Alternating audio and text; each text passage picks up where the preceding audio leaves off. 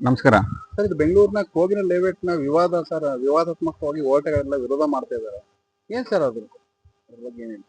ನೋಡಿ, ಏನು ಸರ್ಕಾರಿ ಜಾಗದಲ್ಲಿ ಏನು ವಲಸಿಗರು ಬಂದು ಮನೆ ಕಟ್ಕೊಂಡಿದ್ರು ಅಂತ ನಮ್ಮ ರಾಜ್ಯ ಸರ್ಕಾರದವ್ರನ್ನ ತೆರವು ಮಾಡಿದ್ದಾರೆ. ಮತ್ತು ಏನು ಸಿದ್ದರಾಮಯ್ಯ ಸಾಹೇಬರು ಮೊನ್ನೆ ಹೇಳಿದ್ದಾರೆ, ಏನು ಯಾರು ನಮ್ಮ ಕನ್ನಡಿಗರು ಇದ್ದಾರೋ, ಕರ್ನಾಟಕದವ್ರು ಇದ್ದಾರೋ ಅವ್ರಿಗೆ ನಾವು ಕೊಡ್ತೀವಿ ಮನೇನ ಪರ್ಯಾಯವಾಗಿ ಅಂತ. ಮತ್ತು ಯಾರಿದ್ರ ಗೊಂದಲ ಯಾಕೆ ಸೃಷ್ಟಿ ಮಾಡ್ತಿದ್ದಾರೆ ಅಂತ ಗೊತ್ತಾಗ್ತಿಲ್ಲ.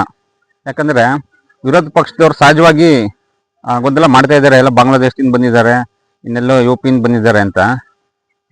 ಇದರಲ್ಲಿ ನಿನ್ನೆ ಮೀಟಿಂಗಲ್ಲಿ ಹೇಳಿದ್ದಾರೆ, ವಸತಿ ಸಚಿವರು ಕೂಡ ಹೇಳಿದ್ದಾರೆ. ಸಿದ್ದರಾಮಯ್ಯ ಸಾಹೇಬರು ಕಂಡೀಷನ್ ಆಗಿ ಹೇಳಿದ್ದಾರೆ, ಯಾರು ನಮ್ಮ ಸ್ಥಳೀಯವಾಗಿ ಯಾರಿದ್ದಾರೋ, ನಮ್ಮ ರಾಜ್ಯದವ್ರು ಯಾರಿದ್ದಾರೋ ನಿರಾಶ್ರಿತರು ಅವ್ರಿಗೆ ಮನೆ ಕೊಡ್ತೀವಿ ಅಂತ ಹೇಳಿದ್ದಾರೆ.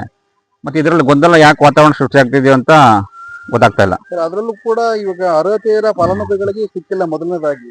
ಇದು ಈಗ ಮೊದಲನೇದಾಗಿ ಇವಾಗ ಕನ್ನಡ ಪರ ಹೋರಾಟಗಾರರು ಸರ್ ಭಾರಿ ವಿರೋಧ ಮಾಡ್ತಾ ಇದ್ದಾರೆ. ಇದ್ರ ಬಗ್ಗೆ ಏನಂತ ನೋಡಿ, ಅದೇ ನನಗೆ ಅರ್ಥ ಆಗ್ತಾ ಇಲ್ಲ.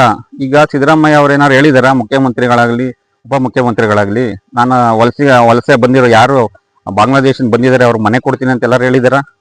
ಇಲ್ಲ ಅಲ್ವಾ? ಏನು ನನ್ನ ಮೀಟಿಂಗ್ ಆಗಿದೆ, ಖಡಕ್ಕಾಗಿ ಆದೇಶ ಕೊಟ್ಟಿದ್ದಾರೆ. ಅಧಿಕಾರಿಗಳು ಕೂಡ ಇವತ್ತು ಬೆಳಗ್ಗೆ ಹೇಳಿದ್ದಾರೆ, ಏನು ಯಾರಿದ್ದಾರೋ ಸ್ಥಳೀಯವಾಗಿರೋದು ಅದೆಲ್ಲ ಪರಿಶೀಲನೆ ಮಾಡಿಬಿಟ್ಟು ಮನೆ ಹಂಚಿಕೆ ಮಾಡಬೇಕು ಅಂತ ಹೇಳಿದ್ದಾರೆ. ಅದ್ರ ಮಧ್ಯೆ ಏನು ಈಗ ಗೊಂದಲ ಸೃಷ್ಟಿ ಮಾಡಬೇಡಿ ಅಂತ ನಾನು ಯಾರು ಹೇಳ್ತಿದ್ದಾರೋ ಅವ್ರಿಗೆ ಕೈ ಮುಗಿದು ಪ್ರಾರ್ಥನೆ ಮಾಡ್ತೀನಿ.